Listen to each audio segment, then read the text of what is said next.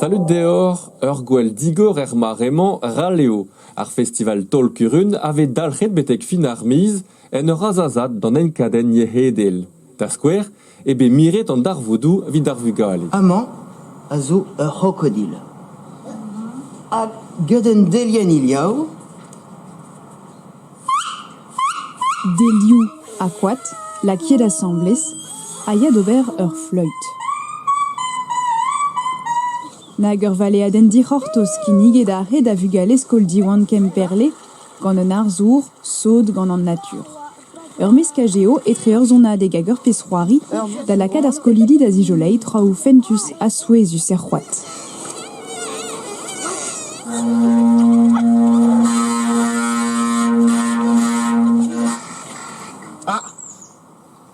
Ur von. C'hoari dirag ur publik evit ur festival, pel zo ne oa ket c'hoarvezet gant an arzour. Neus ket sonadeg, Miss Meurs, neus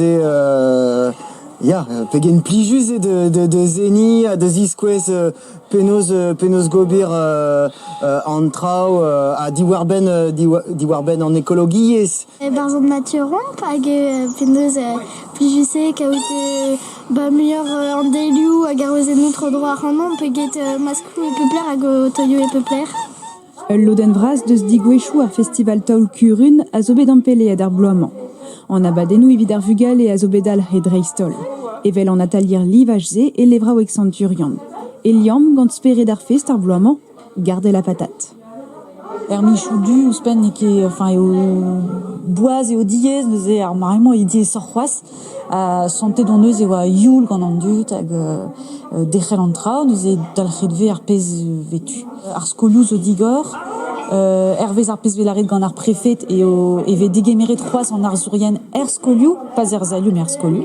Neus setu ar pez an eus gret ben ar fin. Betek fin ar zizunvez e vo ivez d'ar voudou en linen, prezigennou, kozi adennou, a disorro ur ensriva de gaikou. An marmor delien, la oen, en dour glaz a gwen, plije don gantan.